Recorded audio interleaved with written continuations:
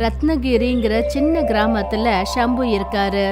சொல்ல போனா ஷம்பு ஒரு சாதாரண மனுஷன்தான். அவரு ஒரு தாபால வேலை பாக்குறாரு. ஆனா அவர்கிட்ட அவருக்கு சொந்தமான ஒரு நிலம் இருந்தது. அங்க அவரு ரொம்ப வருஷத்துக்கு முன்னாடி மாமரம் ஒண்ணு வச்சாரு. பாத்தியா மீனாட்சி, என்னுடைய மாமரம் எவ்வளவு பெருசாயிடுச்சுன்னு. ஆனா இது வரைக்கும் இந்த மரத்துல ஏன் மாங்காய் காய்க்கவே இல்ல? ரொம்ப சீக்கிரத்துல காய்க்கும்மா. அதுக்கப்புறம் நம்ம வாழ்க்கையே மாறி போயிடும். இதெல்லாம் சீக்கிரம் நடக்கணும்னு நானும் நம்புறேங்க. ஷம்புவும் மீனாட்சியும் சேர்ந்து அவங்க மாமரங்களை அக்கறையா பாத்துக்கிட்டாங்க. தினமும் காலையில மரங்கள் எல்லாத்துக்கும் தண்ணிய ஊத்திட்டு தான் ஷம்பு தன்னோட வேலைக்கு போவான். மறுபடியும் லேட் ஆயிட்டியா ஷம்பு? மன்னிச்சிடுங்க முதலாளி, இனிமே இந்த மாதிரி நடக்காது. அது என்னுடைய ஒரு மரத்துல பூச்சி வச்சிடுச்சு. அதனால நான் அதுக்கு மருந்து போட்டுக்கிட்டு இருந்தேன். சரி சரி, இத்தனை வருஷமா நீயும் அந்த மரங்களை அக்கறையா தான் பாத்துட்டு இருக்க. ஆனா அந்த கடவுளுக்கு தான் தெரியும் அதுல எப்ப மாங்காய் காய்க்கும்னு. காய்க்கும் முதலாளி, நிச்சயமா காய்க்கும். அன்னைக்கு தான் ஷம்புவுக்கு 10,000 ரூபாய் சம்பளம் கிடைச்சது. அவன் பணத்தை எல்லாத்தையும் எடுத்துக்கிட்டு பக்கத்துல இருந்த கடைக்கு போனான். இந்தாங்கண்ணே, உங்களுக்கு சேர வேண்டாம் 500 ரூபாய். போன வாரம் உங்ககிட்ட வாங்கினது. அதுக்கு ரொம்ப ரொம்ப நன்றி. அங்கிருந்து அவரு மளிகை கடைக்கு போனாரு. வந்துட்டீங்களா ஐயா? நான் இப்பதான் உங்களை பத்தி யோசிச்சுட்டு இருந்தேன். அதாவது இன்னும் ஏன் இவர் வரலன்னு. இருந்தாலும் உங்க வீட்டுக்கு தேவையான எல்லா மளிகை சாமானையும் நான் ஏற்கனவே பேக் பண்ணி வச்சுட்டேன். ரொம்ப நல்ல காரியம் பண்ணீங்க. கணக்கு எவ்வளவு வந்துச்சுன்னு? 2400 ரூபாய். இந்தாங்க. அதுக்கப்புறம் ஷம்பு பால்காரன் கிட்ட போனாரு. இந்தாங்கண்ணே, உங்களுடைய 1000 ரூபாய். பழைய கணக்கு முடிஞ்சது. இப்போ புது கணக்கு ஆரம்பம். சரிப்பா. எல்லா கணக்கையும் கொடுத்து முடிச்சிட்டு அவர் வீட்டுக்கு போனப்ப, உங்களுக்காக தாங்க காத்துக்கிட்டு இருந்தேன். சம்பளம் கிடைச்சிருச்சுன்னு நினைக்கிறேன். மளிகை பொருட்களை இதோ இங்க வச்சிடுங்க. கிடைச்சிடுச்சு. அப்புறம் 3540 ரூபாயும் கொடுத்துட்டேன். அப்படின்னா இப்ப வெறும் 6460 ரூபாய் தான் மீதி இருக்கா? ஆமா, இப்போ இதுல விவசாயத்துக்கு 3500 ரூபாய் தேவைப்படும். கரண்ட், மோட்டரு, தண்ணி, அது இதுன்னு. அப்புறம் 500 ரூபாய் என்னுடைய மாச செலவுக்கு. அப்புறம் மீதி இருக்கிற 3000 ரூபாய நீ வச்சுக்க. அப்புறம் வாங்க வேண்டியது ஏதாவது இருந்தா வாங்கிக்க. மீதி பணத்தை சேர்த்து வை. சரிங்க. நான் என்ன நினைச்சேன்னா, இந்த மாசம் 3000 ரூபாய்க்கு மேல ஏதாவது மிச்சப்பட்டுச்சுன்னா ஒரு புது சேலை வாங்கலாம்னு நினைச்சேன். அது அடுத்த மாசம் என் தங்கச்சியோட கல்யாணம் வருது இல்லையா? நீ கவலைப்படாத, இன்னும் கொஞ்ச நாள்ல உனக்கு புது சேலைய வாங்கி தரேன். சரிங்க. எல்லாம் கணக்கும் முடிஞ்சு போச்சு. மறுநாள் காலையில ஷம்பு தன்னோட மாமரத்துக்கிட்ட போனப்ப அவன் அப்படியே அதிர்ச்சி ஆயிட்டான். மீனாட்சி, என்னங்காச்சு? இங்க பாரு, மரத்துல காய் காய்க்குது. ஆஹா கடவுளே, இது நம்ம மரத்துல வளர்ற முதல் காய்ங்க. ஆமா ஆமா, காய்ங்க நல்லா காய்க்கும்னு நம்பிக்கை இருக்கு. நிச்சயமா காய்க்குங்க. நாம இத்தனை வருஷமா இந்த மரங்களை நல்லா கவனிச்சுக்கிட்டோம்ல. அதுவும் சரிதான். ஷம்புவும் மீனாட்சியும் ரொம்ப சந்தோஷமா இருந்தாங்க. அவங்க பல வருஷமா கஷ்டப்பட்டதுக்கான பலன் கிடைச்சிருச்சு. ஒரே மாசத்துல எல்லா மாமரத்துலயும் மாங்காய் காய்ச்சுது. எத்தனை மாங்காய் இங்க இருக்கு இல்லையா? ஆமா, இதுக்கப்புறம் தான் நாம இந்த மரங்களை நல்லா பாத்துக்கணும். அப்பதான் நமக்கு நல்ல விலை கிடைக்கும். ஆமாங்க, நிச்சயமா. இதுக்கப்புறம் மீனாட்சியும் ஷம்புவும் அவங்களோட அதிகமான நேரத்தை அவங்களோட மாந்தோப்பிலேயே கழிச்சாங்க. ஒரு மாங்காயில பூச்சி வச்சுட்டா கூட உடனே அதை அவங்க பறிச்சிடுவாங்க. கிட்டத்தட்ட 3 மாசத்துக்கு அப்புறமா மாங்காய் பழுக்க ஆரம்பிச்சது. ஷம்பு ஒரு மாம்பழத்தை பறிச்சு அதை சாப்பிட்டான். இந்த மாம்பழம் ரொம்ப சுவையா இருக்கு மீனாட்சி, நீயும் சாப்பிடு. மீனாட்சியும் மாம்பழத்தை சாப்பிட்டா. ஜனங்க சரியா தான் சொல்லுவாங்க, கடினமா உழைச்சா அதோட பலன் இனிப்பா இருக்கும்னு. இப்போ எல்லா மாம்பழங்களையும் பறிக்கணும். சரிங்க. ஷம்பு தன்னோட வேலைக்கு கொஞ்ச நாள் லீவ் போட்டுட்டான். அப்புறம் கணவன் மனைவி 2 பேரும் சேர்ந்து மாம்பழங்களை பறிக்க ஆரம்பிச்சாங்க. 3 நாள்ல மாம்பழங்கள்லாம் பயங்கரமா குவிஞ்சு போச்சு. நான் யோசிக்கவே இல்லைங்க, நம்ம மரத்துல இவ்ளோ மாம்பழம் காய்க்கும்னு. கடவுள் எப்ப கொடுத்தாலும் கூரைய பிச்சுக்கிட்டு கொடுப்பாருன்னு சொல்லுவாங்க. அப்பதான் ஒரு மாம்பழ வியாபாரி அந்த பக்கமா வந்தாரு. அவருடைய கவனம் அந்த ஃப்ரெஷ்ஷான மாம்பழம் மேல பட்டுச்சு. ஏன்பா ஷாம்பு, மாம்பழங்க எல்லாத்தையும் விற்க போறியா? ஆமாங்க சுவாமி என்ன. சுவாமி ஒரு மாம்பழத்தை சாப்பிட்டு பார்த்தாரு. வாவ், நம்பர் 1 மாம்பழம், ரொம்ப இனிப்பா இருக்கு. அப்புறம் நல்ல பெருசாவும் இருக்கு. இதை எவ்வளவு விலைக்குப்பா விற்க போற? இது என்னுடைய முதல் விளைச்சல். நீங்களே பார்த்து ஏதாவது ஒரு விலை சொல்லுங்க. மாம்பழம் ரொம்ப நல்லா இருக்கு. நான் இந்த மாம்பழம் எல்லாத்துக்கும் ஒரு 3 லட்சம் ரூபாய் கொடுக்குறேன்ப்பா. 3 லட்சமா? இந்த ஒப்பந்தத்துக்கு விருப்பம் தானே? நான் ஒத்துக்கிறேங்க. அப்புறம் அடுத்த வருஷமும் நீ மாம்பழத்தை எங்கிட்ட தான் விற்கணும். நிச்சயமா நிச்சயமா. நான் பணத்தையும் ஆட்களையும் கூட்டிட்டு வரேன். போயிட்டு வரேன். சுவாமி பணம் எடுத்துட்டு வரதுக்கு போயிட்டாரு. அப்புறம் மீனாட்சியும் சம்புவும் பேச ஆரம்பிச்சாங்க. இதுக்கெல்லாம் காரணம் கடவுளோட கருணை தாங்க. 3 லட்சம், அடேங்கப்பா. கடவுளோட கருணையும் தான். பல வருஷமா நாம உழைச்ச உழைப்பும் இருக்குல்ல மீனாட்சி. இது உழைப்புக்கான பலன் தானே. அவங்க 2 பேரும் சுவாமி வருவாருன்னு காத்துக்கிட்டு இருந்தாங்க. கொஞ்ச நேரத்துக்கு அப்புறம் சுவாமி ஒரு டெம்போ, சில ஆட்கள், அப்புறம் பணத்தை எடுத்துக்கிட்டு வந்தாரு. இந்தா சம்பு, உன்னுடைய பணம். ரொம்ப ரொம்ப நன்றி ஐயா. சம்பு முதல் தடவையா இவ்வளோ பணத்தை மொத்தமா பார்த்தாரு. சுவாமியோட ஆட்கள் மாம்பழங்களை டெம்போல நிறைக்க ஆரம்பிச்சாங்க. எல்லாம் வேலையும் முடிஞ்சதுக்கு அப்புறம் சம்புவும் மீனாட்சியும் வீட்டுக்கு திரும்பி வந்தாங்க. இவ்வளோ பணத்தை வச்சு நாம என்னங்க பண்றது? 1 லட்சத்துக்கு பேங்க்ல எப்படி போட்டுருவோம். 1 லட்சத்துக்கு உனக்கு நகைகளை வாங்குவோம். அப்புறம் 1 லட்சம் அடுத்த வருஷத்துக்கு சேர்த்து வைப்போம். 1 லட்சம் ரூபாய்க்கு நகைங்களா? ஆமா, வாழ்க்கை முழுக்க நான் உனக்கு என்னதான் கொடுத்துருக்கேன். இந்த தாலி மட்டும் தானே உனக்கு கட்டியிருக்கேன். சரி வா, இப்ப போய் உனக்கு நகைகளை வாங்குவோம். இப்பவே வா. ஆமா, இப்பதான். மீனாட்சி அப்புறம் சம்பு 2 பேரும் நகை கடைக்கு போனாங்க. ராம் ராம் சேட் அண்ணன். ராம் ராம். சொல்லுங்க சம்பு, எந்த நகையை காட்டுறது? அண்ணியோட காதுக்கு ஜிமிக்கியா இல்ல விரலுக்கு மோதிரமா? நீங்க காதுக்கு ஜிமிக்கியும் காட்டுங்க, மோதிரமும், அப்புறம் ஒரு நெக்லஸும் காட்டுங்க. சரிப்பா. கிம்ஜி அண்ணன் முதல்ல காதுக்கு ஜிமிக்கை காட்டினாரு. மீனாட்சி ஒரு ஜிமிக்கையை செலக்ட் பண்ணா. அப்புறம் மோதிரங்களை காட்டினாரு. மீனாட்சி அதுல ஒரு மோதிரத்தையும் செலக்ட் பண்ணா. அப்புறம் கிம்ஜி அண்ணன் நெக்லஸை காட்டினாரு.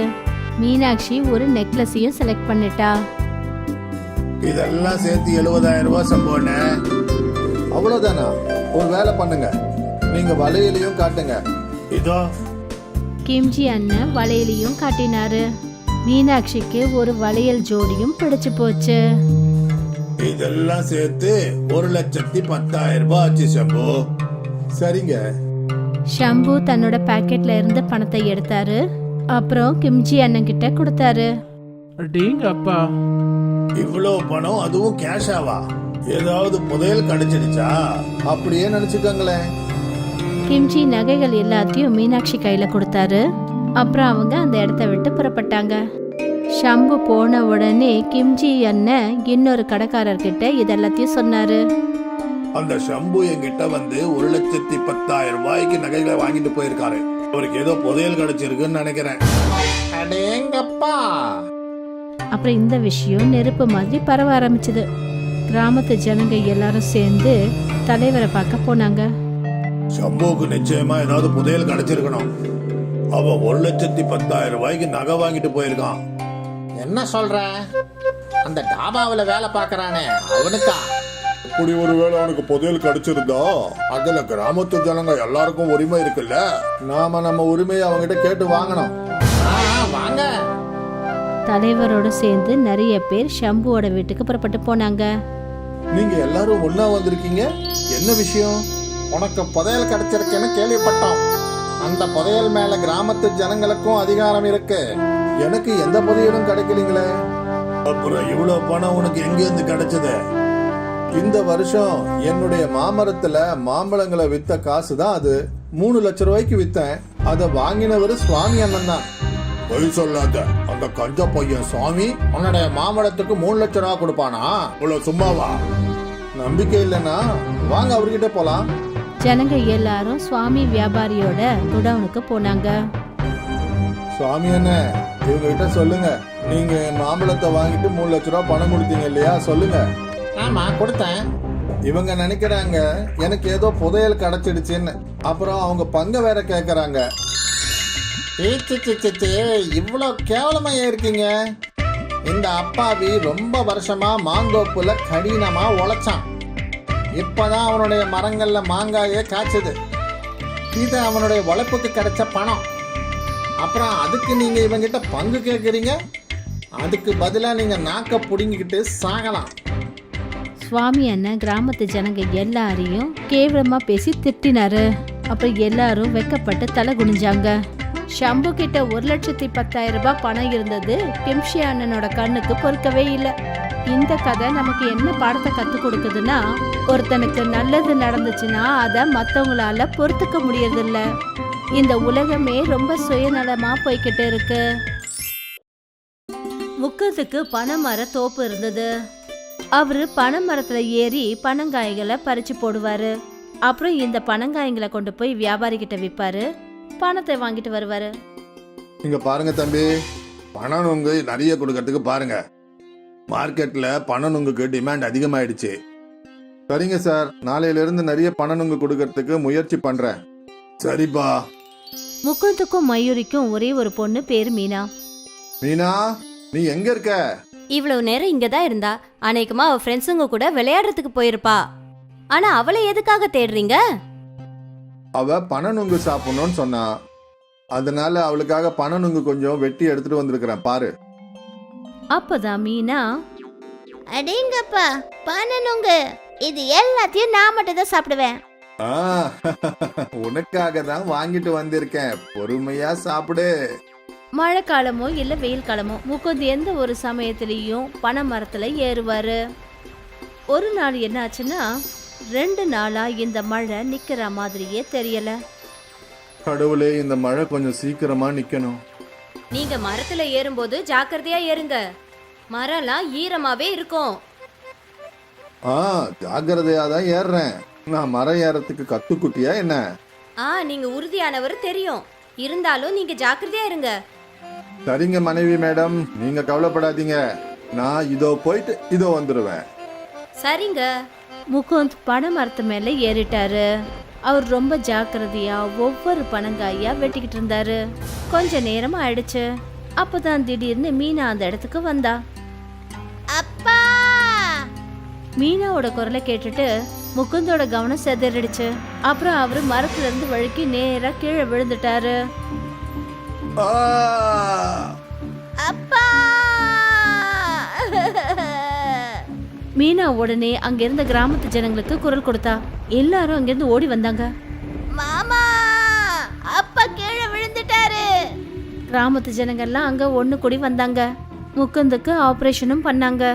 ஆனா அவரால் எப்பவுமே அவரோட காலில் நிக்கவே முடியாம போயிடுச்சு. இப்ப என்ன பண்றது? இனிமே என் குடும்பத்தை நான் எப்படி நடத்துவேன் தெரியலையே.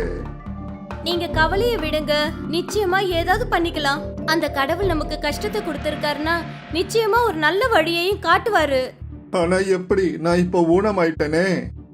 இதுக்கு பதிலா அந்த கடவுள் என்ன கொன்னே இருக்கலாமே. அந்த மாதிரி எல்லாம் சொல்லாதீங்க. நீங்க தான் எங்களோட வாழ்க்கையே. முகுந்தும் மயூரியும் ரொம்ப வேதனையில இருந்தாங்க.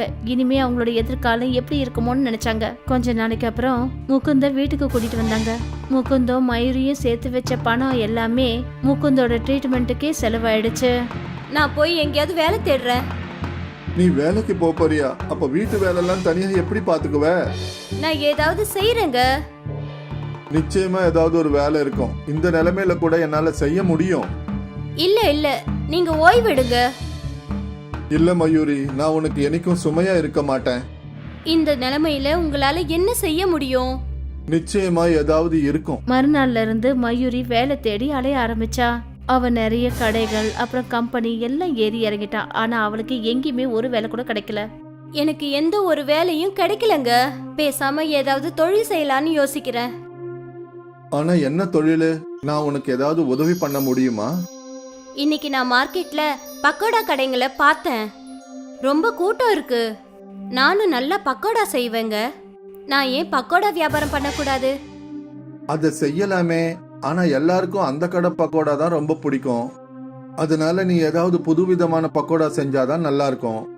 எப்படி புதுசா? அதாவது சைனீஸ் பக்கோடா இருக்கு, அது குழந்தைங்களுக்கு ரொம்பவே பிடிக்கும். அந்த மாதிரி ஏதாவது புதுசா? அந்த மாதிரி ஏதாவதுனா மீனா நீ சொல்லு, உனக்கு சாப்பிட்றதுக்கு என்னெல்லாம் பிடிக்கும்? எனக்கு மேகி ரொம்ப பிடிக்கும். மேகி பக்கோடா எப்படி இருக்கும்? மேகியில பக்கோடா கூட செய்வாங்களா என்ன? ஆ, அதுவும் ரொம்ப மொறுமொறுன்னு. போ மீனா, ஓடி போய் ஒரு மேகி பாக்கெட் வாங்கிட்டு வா. மீனா மேகி வாங்கறதுக்காக போயிட்டா. கொஞ்ச நேரத்துக்கு அப்புறமா 2 மேகி பாக்கெட் வாங்கிட்டு வந்தா. மீனா மேகிய வேக வச்சா. அப்புறம் அதை அவ காய வச்சு அதுல கொஞ்சம் அவ மசாலாவை சேர்த்து கடாயில மேகி பக்கோடாவை பொரிக்க ஆரம்பிச்சா. மீனா அவங்க அம்மாவோட கையையே பார்த்துக்கிட்டே இருந்தா. மேகி பக்கோடா பொரிச்சு வெளியே வந்த அடுத்த நிமிஷமே மீனா உடனே ஒரு பக்கோடாவை எடுத்தா. அத அவ வாயில போட்டுக்கிட்டா. ஏ சூடா இருக்கு. ரொம்ப சுவையா இருக்குமா, வாவ். மீனா ஒரு பக்கோடாவை கொண்டு வந்து அவங்க அப்பா கிட்டயும் கொடுத்தா. இது உண்மையிலேயே ரொம்ப டேஸ்டியா இருக்கு. ஆ, நான் தான் சொன்னேன்ல இது ரொம்ப சுவையா இருக்கும்னு. இந்த மேகி பக்கோடா மார்க்கெட்ல விக்கும்ல. நிச்சயமா இது நெருப்ப போல பரவும். இத கேட்டுட்டு மயூரி சந்தோஷப்பட்டா. கொஞ்ச நாளைக்கு அப்புறம் மயூரியும் முகுந்தும் சேர்ந்து மார்க்கெட்ல மேகி பக்கோடா ஸ்டால போட்டாங்க. இது என்ன ஆண்டி? மேகி பக்கோடா? மேகில பக்கோடாவா? ஆமா, எனக்கு ஒரு பிளேட் கொடுங்க. ஆஹா, இந்தாடா கண்ணு. மயூரி அந்த பொண்ணுக்கு மேகி பக்கோடா கொடுத்தா. வாவ், எவ்வளவு டேஸ்டியா இருக்கு. இது வரைக்கும் இப்படி ஒரு பக்கோடாவை நான் சாப்பிட்டதே இல்ல. அந்த பொண்ணை பார்த்துட்டு இன்னும் நிறைய பேர் மயூரியோட மேகி பக்கோடாவை சாப்பிட்டாங்க. ஆண்டி, இது ரொம்ப சூப்பரா இருக்கு. முகுத் மயூரிக்கு மேகி பக்கோடா பொரிக்கிறதுல உதவி செஞ்சாரு. அவரு பாவம் ஊனமா இருந்தாரு. முதல் நாளே மயூரிக்கும் முகுந்துக்கும் நல்ல வருமானம் வர ஆரம்பிச்சிடுச்சு. அவங்க ரொம்ப சந்தோஷத்தோட வீட்டுக்கு திரும்பி வந்தாங்க. நான் நினைக்கவே இல்ல நமக்கு இப்படி ஒரு நல்ல வருமானம் வரும்னு. இந்த கஷ்டத்திலயும் நமக்கு கிடைச்ச ஒரே சந்தோஷம் இதுதான். அப்பா, நீங்க கவலையே படாதீங்க. நம்மளோட எல்லா கஷ்டமும் சீக்கிரமா போயிடும். நீங்களும் சரியாயிடுவீங்க.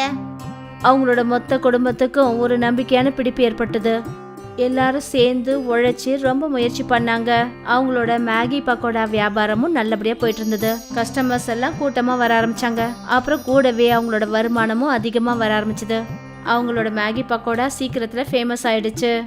அவங்களோட வருமானமும் பெருக ஆரம்பிச்சதுனால முகுந்துக்கு ஒரு நல்ல ட்ரீட்மெண்ட் ஆரம்பிச்சிடுச்சு. இந்த ட்ரீட்மெண்ட் மூலமா முகுந்த் சார் நீங்க நடப்பீங்கன்ற நம்பிக்கை எனக்கு இருக்கு. கொஞ்சம் செட் ஆஃப் சர்ஜரி பண்ண வேண்டியது இருக்கும். ஏன்னா இந்த ட்ரீட்மெண்ட்டுக்கு உங்க பாடி நல்ல விதமா ரெஸ்பான்ஸ் பண்ணுது. இந்த விஷயமும் மொத்த குடும்பத்துக்கும் ஒரு நல்ல விஷயமா இருந்தது. 6 மாசத்துக்கு அப்புறமா இன்னைக்கு மயூரி மேகி பக்கோடாக்கு பெரிய கடை ஓபன் பண்ணா. அப்புறம் இந்த சந்தோஷத்தை விட பெரிய சந்தோஷம் முகுந்த் கொடுத்தாரு. அவரு இன்னைக்கு கொஞ்ச நேரத்துக்கு கொஞ்சம் தடுமாறி எழுந்து நின்னாரு.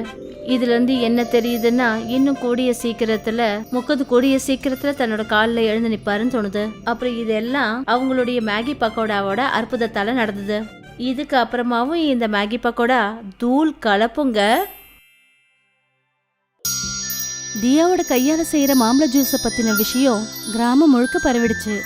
தியாவை பொண்ணு கேட்டு மனோஜ் தன்னோட குடும்பத்தோட போனப்ப அப்பவும் தியா மாம்பழ ஜூஸை கொடுத்து அவங்க மனசுல இடம் பிடிச்சிட்டா. கல்யாணத்துக்கு அப்புறம் தியாவும் மனோஜும் அவங்க ஒரு கூட்டு குடும்பமா வாழ்ந்து வந்தாங்க. மனோஜோட அப்பா அம்மா இருந்தாங்க, 3 அண்ணனுங்க, அப்புறம் அவங்களோட மனைவி பிள்ளைங்களோட சேர்த்து மொத்தம் 16 பேர் கொண்ட குடும்பம் அது. ஒரு நாள் கிச்சன்ல வேலை செஞ்சுட்டு இருக்கும்போது மத்த 2 அண்ணிங்களும் வந்து தியா கிட்ட சொன்னாங்க, இங்க பாருமா சின்ன மருமகளே, நானும் சம்பாவும் இந்த குடும்பத்தை நல்லபடியா கவனிச்சுக்கிட்டோம். இனிமே உன்னோட பொறுப்பு. சரிங்கக்கா, நான் என்னோட வேலையை சரியா பண்றேன். சொன்னா மட்டும் போதாது, செஞ்சு காட்டு. நேத்திக்கு போட்ட பாத்திரத்தையே இன்னும் கழுவி வைக்கல. எந்த வேலையத்தான் நீ உருப்படியா செஞ்சிருக்க? நான் நேத்து ராத்திரி போட்ட பாத்திரம் எல்லாத்தையும் தொலைக்கிட்டேனே. இது காலையில நீங்க போட்ட பசங்களுக்காக டிஃபன் செஞ்சீங்கல்ல, அந்த பாத்திரம். அப்படியா? நாங்க உனக்கு சொல்ல வந்தா நீ எங்களுக்கு சொல்றியா? நானும் சம்பாவும் பாத்திரங்களை இந்த மாதிரி விட்டுட்டு போனதே கிடையாது. தேவையில்லாம எங்க மேல பழிய சுமத்தாத.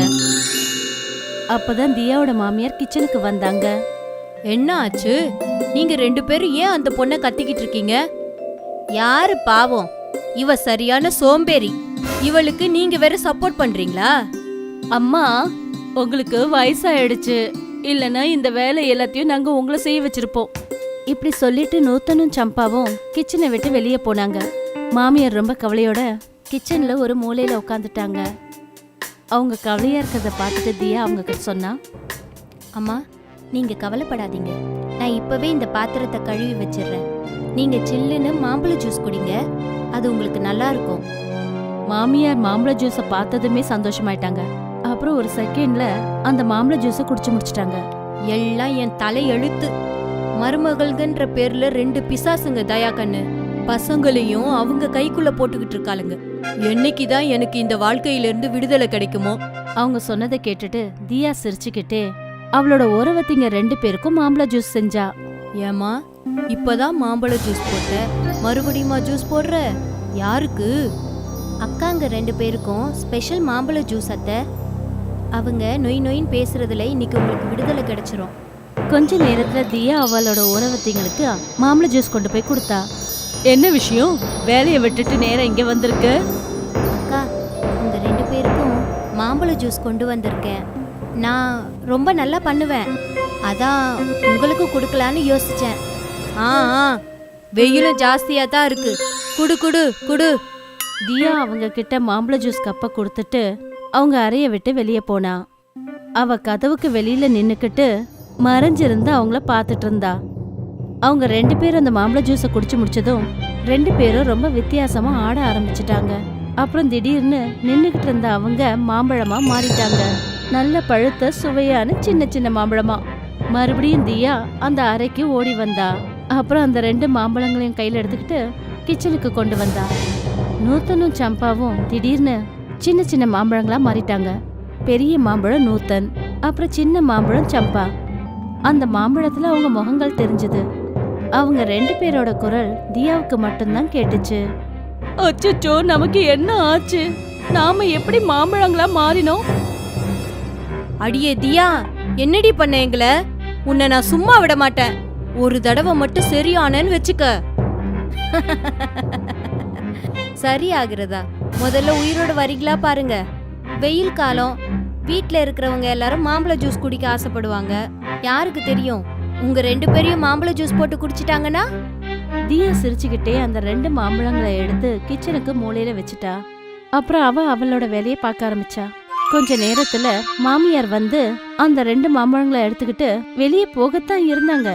அப்ப தியா அவங்கள பார்த்துட்டா. அம்மா நீங்க அந்த மாம்பழத்தை எங்க எடுத்துட்டு போறீங்க? வெளியில ஒரு மாடு வந்திருக்கு, அதுக்கு கொடுக்கத்தாமா. இத நீங்க இங்கேயே வச்சிடுங்க, நான் காய்கறிங்க வெட்டின தோல் இருக்கு, அதை வேணா கொடுக்குறேன். அதுவும் சரிதான், நீ அதே குடுமா, மாட்டுக்கு கொடுப்போம். மதியம் மொத்த குடும்பமும் சாப்பாடு சாப்பிட உட்கார்ந்துருந்தாங்க. மருமகள்கள் 2 பேரை காணோம். அவங்களோட புருஷனுங்க வந்து கேட்டாங்க அவங்க 2 பேரும் எங்க போயிருக்காங்கன்னு. தெரியல அண்ணா, அவங்க என்கிட்ட எதுவும் சொல்லவே இல்ல. ஒருவேளை மார்க்கெட்டுக்கு போய் மாம்பழம் வாங்க போயிருக்காங்களோ என்னவோ. நான் செஞ்ச மாம்பழ ஜூஸை குடிச்சிட்டு ரொம்ப சந்தோஷப்பட்டாங்க. இனிமேல் ராத்திரியும் பகலும் அதைத்தான் குடிப்பேன்னு சொல்லிட்டு இருந்தாங்க. எல்லாரும் சாப்பிட்டு முடிச்சிட்டு அவங்கவுங்க இடத்துக்கு போயிட்டாங்க. தியாவுக்கு கிச்சனுக்குள்ள இருந்து 2 மாம்பழங்க கத்துற சத்தம் கேட்டுச்சு. தியா, ஏ தியா, எங்களை சரியாக்கிடு ப்ளீஸ். இங்க பாரு சின்னவளே, நீ என்ன சொன்னாலும் அதை நான் கேக்குறேன். இனிமே நாங்களும் எல்லா வேலையும் உன் கூட சேர்ந்து செய்யறோம். உன்னை கெஞ்சி கேக்குறோம், சரி பண்ணிடுமா? அட, இன்னும் நான் உங்களை மாம்பழ ஜூஸே போடல, அதுக்குள்ள இப்படி அழறீங்க? நல்லா யோசிச்சுக்கங்க. உங்களை கட் பண்ணி நான் மாம்பழ ஜூஸ் போட்டேன்னா உங்க நிலைமை என்ன ஆகும்னு யோசிச்சுக்கங்க. நூத்தனும் சம்பாவும் திரும்ப திரும்ப அவகிட்ட மன்னிப்பு கேட்டுட்டு இருந்தாங்க. தியாவுக்கும் அவங்கள பார்த்து ரொம்ப பாவமா இருந்தது. அதனால அவ 2 சிட்டிகை உப்பு அவங்க மேல தூவி அவங்கள மறுபடியும் பழையபடி மாத்திட்டா. 2 பேரும் கிச்சன்ல இருந்து வெளியே ஓடி வந்தாங்க. அவங்கவுங்க புருஷங்கிட்ட போனாங்க. தெரியும், அவங்க புருஷங்கிட்ட போய் என்னை பத்தி குறை சொல்லுவாங்கன்னு எனக்கு நல்லாவே தெரியும். நானும் அவங்களுக்கு குறைஞ்சவ இல்ல. நான் போடுற மாம்பழ ஜூஸ்ல மேஜிக் இருக்கு, சொன்னா புரியாது. முதல்ல இவங்களுக்கு மந்திரம் போட்டேன், இப்ப அவங்க புருஷன்களுக்கு போட வேண்டியதான். நூத்தனும் சம்பாவும் 2 பேரும் அழுதுகிட்டு தன்னோட புருஷங்க கிட்ட மாம்பழமா மாறின கதையை சொன்னாங்க. அப்பதான் தியா மாம்பழ ஜூஸை எடுத்துக்கிட்டு அவங்க கிட்ட போனா. இவளோட மாம்பழ ஜூஸை யாரும் சாப்பிடாதீங்க, இவ பிளாக் மேஜிக் பண்றா. ஆமா அக்கா உண்மையதான் சொல்றாங்க. நாங்க மாம்பழமா மாறிட்டோம். அவங்களோட புருஷன் 2 பேரும் அவங்க மனைவியை பார்த்தாங்க. 2 பேரும் என்ன நினைச்சாங்கன்னா நூத்தனும் சம்பாவும் பைத்தியமாயிட்டாங்கன்னு நினைச்சாங்க. 2 பேரும் தியா கிட்ட இருந்து மாம்பழ ஜூஸை வாங்கி குடிக்க ஆரம்பிச்சாங்க. வேண்டாம், நீங்க 2 பேரும் மாம்பழங்களா மாறிடுவீங்க. ஐயோ கடவுளே, வேணாங்க, சொன்னா கேளுங்க. அவங்க புருஷனை காப்பாத்தணுங்கிறதுக்காக நூத்தனும் சம்பாவும் 2 பேரும் அவங்க கையில இருந்த ஜூஸை பிடுங்கி அவங்களே குடிச்சிட்டாங்க. அப்புறம் அதை குடிச்சதும் அன்னைக்கு நடந்த எல்லாத்தையுமே அவங்க மறந்துட்டாங்க. நாங்க 2 பேரும் இங்க என்ன பண்றோம்? ஆமா, நாங்க எங்க ரூம்ல உட்காந்துருந்தோம். நூத்தன் சம்பாவோட புருஷனுங்க அவங்கள பார்த்து பயங்கரமா கத்தினாங்க. அப்புறம் என்ன சொன்னாங்கன்னா 2 பேரும் உண்மையிலேயே பைத்தியமாயிட்டாங்கன்னாங்க. அன்னையில இருந்து நூத்தனும் சம்பாவும் என்னைக்குமே தியாவையும் தன்னோட மாமியாரையும் தொந்தரவு பண்ணதே இல்ல. அப்படியே அவங்க ஏதாவது பண்ணாலும் தியா உடனே அவங்களுக்கு அவளோட மாய மாம்பழ ஜூஸை கொடுத்து மாம்பழங்களா மாத்திடுவா. வீட்டுல இருக்கிறவங்களும் அவங்க சொல்றத நம்பவே மாட்டாங்க. அப்புறம் அவங்க 2 பேரை எல்லாரும் பைத்தியங்கன்னு நினைச்சுக்கிட்டாங்க. சந்தன்பூர்னு ஒரு கிராமம் இருந்துச்சு. அங்கதான் ஹீராவோட குடும்பம் இருந்துச்சு. ஹீராவோட குடும்பத்துல அவருக்கு 2 பசங்க, புவன் அப்புறம் மோஹித். அப்புறம் அவரோட வயசான அம்மா இருந்தாங்க. ஹீராவோட மனைவி லக்ஷ்மி உடம்பு சரியில்லாத ஆளு. ஹீரா கல்யாணத்துக்கு முன்னாடி பூஜான்னு பேர் கொண்ட ஒரு பொண்ணை காதலிச்சாரு. ஆனா ஹீராவோட அம்மா ஹீராவுக்கு லக்ஷ்மி கல்யாணம் பண்ணி வச்சுட்டாங்க. ஹீராவுக்கு லக்ஷ்மி மேலேயும் பற்றுதல் இல்ல, அப்புறம் தன்னோட பசங்க 2 பேர் மேலேயும் இல்ல. ஹீரா, இன்னைக்கு நீ வேலையை முடிச்சிட்டு வரும்போது லக்ஷ்மிக்கு மாத்திரை வாங்கிட்டு வந்திருப்பா. அம்மா, என்னால மாத்திரை வாங்கிட்டு வர முடியாது. நான் சம்பாதிக்கிறது எல்லாமே உன்னுடைய நோயாளி மருமகளுக்கே சரியா போகுது. என்னால நல்லதா எதுவும் சாப்பிட முடியல, உடுத்திக்க முடியல. அதுவும் இல்லாம நான் இவளை கல்யாணம் பண்ணிக்கிறதுக்கே விரும்பல. இனிமே உன்னோட நோயாளி மருமகளை நீயே பாத்துக்க. ஹீரா லக்ஷ்மிக்கு மாத்திரை வாங்கிட்டு வரல. கொஞ்ச நாளைக்கு அப்புறம் லக்ஷ்மி மேலோகத்துக்கு போய் சேர்ந்துட்டா. இப்போ ஹீராவுக்கு தன்னோட பழைய காதலி பூஜாவை கல்யாணம் பண்ணிக்கிறதுக்கு ஒரு வாய்ப்பு கிடைச்சது.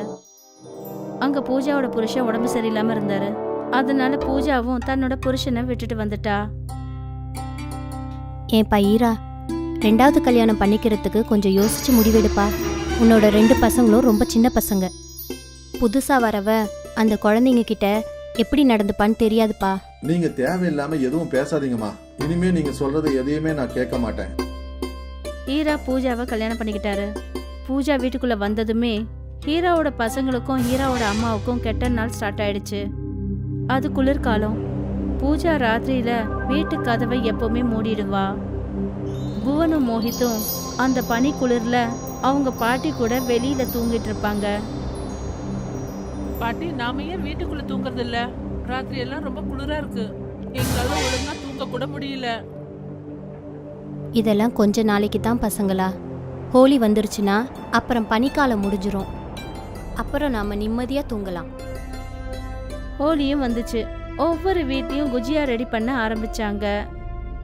புவன் மோஹித்தோட சின்னம்மா கூட சுத்தமான நெய்ல குஜியா பண்ணாங்க.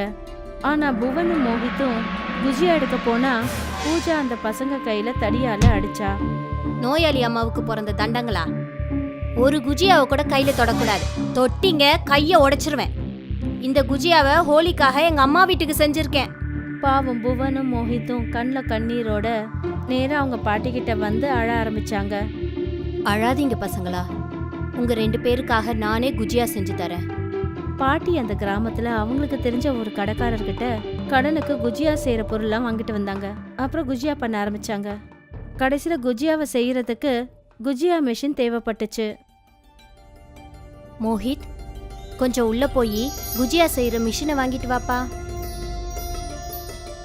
மோஹித் குஜியா மிஷினை வாங்க போனப்ப அவனோட சின்னம்மா அவனை திட்ட ஆரம்பிச்சிட்டாங்க. கிழவிக்கு சாமான்லாம் எங்க இருந்தோ வாங்கிட்டு வர தெரியுதுல, குஜியா செய்யற மிஷினை மட்டும் ஏன் என்கிட்ட கேக்குது? ஏன் அதையும் கடையில வாங்கிக்க வேண்டியதானே? மோஹித் உடனே போய் அவங்க பாட்டிக்கிட்ட எல்லா விஷயத்தையும் சொன்னான். பாட்டி, புதுசா வந்த அம்மா அந்த மிஷினை கொடுக்க மாட்டேங்கிறாங்க. பரவாயில்ல விடுப்பா, நம்ம வீட்டு பரணையில பழைய குஜியா மிஷின் ஒன்று இருக்கு. பேசாம அதையே தேடி எடுத்துக்கலாம். புவனும் மோஹித்தும் பாட்டியோட சேர்ந்து பர்னையில இருந்து அவங்களோட பழைய குஜியா மிஷினை தேடி எடுத்தாங்க. ஹோலிக்கு ஒரு நாள் முன்னாடி ராத்திரி முழுக்க புவனும் ரோஹித்தும் அவங்க பாட்டியோட சேர்ந்து உட்காந்து குஜியா ரெடி பண்ணிட்டு இருந்தாங்க. குஜியா தயாராயிடுச்சு, நாளைக்கு காலையில சாப்பிட்டுக்கலாம். காலையில புவனும் ரோஹித்தும் எழுந்தப்ப அங்க பார்த்தா அவங்களோட பாட்டி இன்னும் தூங்கிட்டு இருந்தாங்க. மோஹித், பாட்டி எப்போ சீக்கிரமா எழுந்துச்சிருப்பாங்களே, எனக்கு ஏன் இவ்வளோ நேரம் தூங்குறாங்க? புவனும் மோஹித்தும் பாட்டியை ரொம்ப நேரமா எழுப்பினாங்க. ஆனா அதுக்கு முன்னாடி பாட்டி இந்த உலகத்தை விட்டே போயிட்டாங்க. ஹோலிக்கு அப்புறம் ஹீரா வேலை விஷயமா கிராமத்தை விட்டு சிட்டிக்கு போனாரு. பூஜா அந்த வாய்ப்பை பயன்படுத்திக்கிட்டு பிறந்த வீட்டுல இருந்து அவங்க அண்ணன் தம்பியை வர வச்சா. அப்புறம் புவன் மோஹித்தை வீட்டை விட்டே துரத்திட்டாங்க. வேண்டாம்மா, எங்களை வீட்டை விட்டு துரத்தாதீங்க. நாங்க எங்க போவோம், என்ன சாப்பிடுவோம்?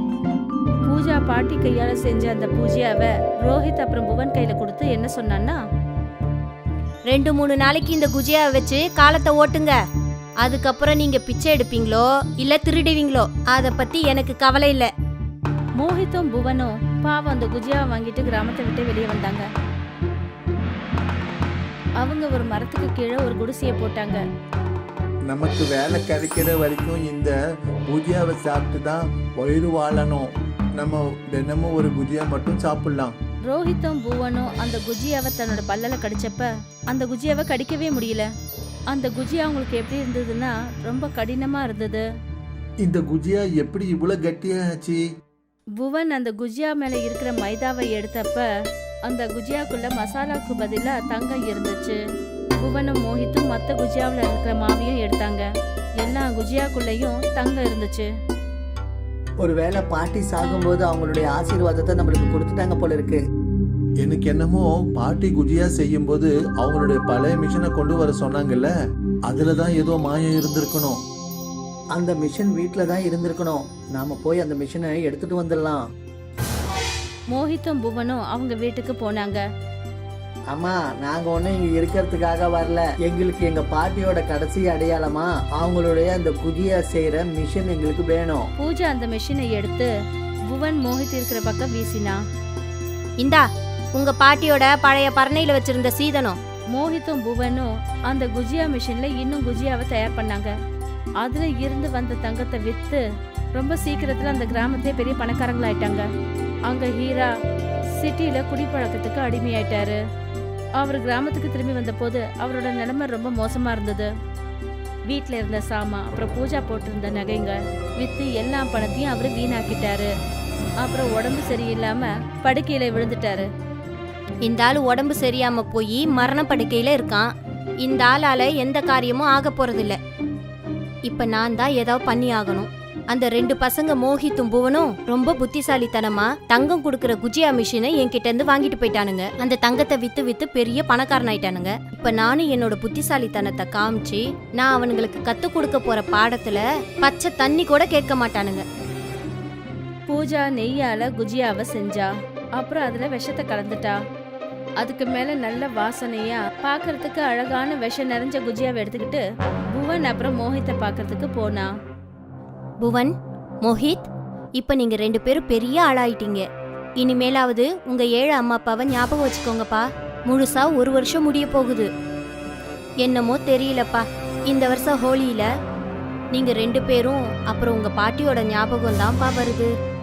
நானும் உங்க அப்பாவும் 2 பேரும் சேர்ந்து சுத்தமான நெய்யில செஞ்ச சுவையான குஜியா கொண்டு வந்திருக்கேன். இந்த 7 சார்பா நாங்க கொடுக்குற இந்த பலகாரத்தை வாங்கிக்கப்பா. மோஹித்தும் புவனும் அவங்க சின்னம்மா இவ்வளவு இனிக்க பேசினதை பார்த்தப்ப அவங்க நல்லா புரிஞ்சுக்கிட்டாங்க. அதாவது ஏதோ விஷயம் இருக்குன்னு. அம்மா, உங்க கையால செஞ்ச அந்த குஜியாவை நாங்க நிச்சயமா சாப்பிடுவோம். ஆனா அதுக்கு முன்னாடி நீங்க அதுல இருந்து ஒரு குஜியாவை சாப்பிட்டு பாருங்க. நான் வீட்ல சாப்பிட்டு தான் வந்தேன். இப்ப நான் சாப்பிட்டு என்ன பண்ண போறேன்? இல்லம்மா, நீங்க அட்லீஸ்ட் எங்க கையால நாங்க கொடுக்கற குஜியாவை நீங்க சாப்பிடணும்.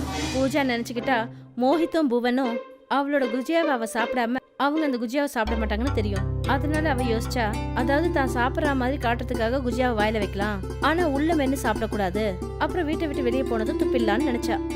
ஆனா பூஜா அந்த குஜியாவை சாப்பிட்டதும் அவளுக்கு பயங்கரமா இருமல் வந்துடுச்சு. அப்புறம் குஜியா தொண்டையில மாட்டிக்கிச்சு. இரும்பி இரும்பி இரும்பி பூஜாவுக்கு மோசமான நிலைமை ஆயிடுச்சு. மோஹித் பூஜாவுக்கு தண்ணி கொடுத்தான். விஷம் நிறைஞ்ச குஜியா வயிற்றுக்குள்ள போன உடனே பூஜாவோட வேலை மொத்தமா க்ளோஸ்.